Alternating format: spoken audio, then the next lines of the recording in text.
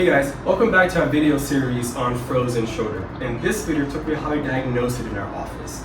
Now, if you've seen our previous videos, you know we always get a thorough history in our patients. Why? Because getting a history gives us all information about our patient, leads us to the most accurate diagnosis, and gets our patients better faster. So we know about a patient with frozen shoulder. We know that they will have shoulder pain. But remember, frozen shoulder is not just pain.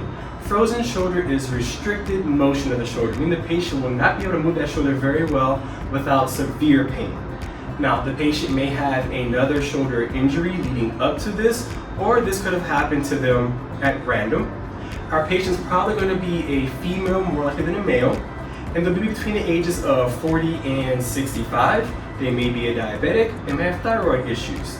Now, here's an interesting fact about frozen shoulder.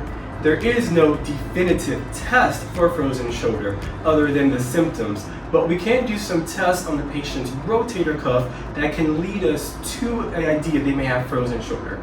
And our first test is going to be the Kennedy test. So we're going to have our patient raise their arm out in front of them. They're going to bend the elbow to 90 degrees. We're going to support their elbow while putting them into internal rotation. If our patient has pain from this motion, that's a positive test. Our next test is going to be the Nearest test, where we stand behind our patient. We're going to stabilize their scapula. We're going to rotate their thumb down and raise their arm out in front of them as high as we can. If our patient has pain in this arc of motion, this is a positive test.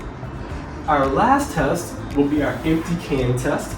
So our patient is going to bring their arm out in front of them. They're going to bring it out at 45 degrees, and they're going to rotate their hand like they're turning over a Coke can. While they hold this like this, we're going to put some downforce on their arm. And if this resistance causes them increased discomfort or pain, this is a positive test. So now that you guys know how we diagnose frozen shoulder in our office, in our next video, we're going to show you how we treat it. So hang tight, guys, and I'll see you in the next video.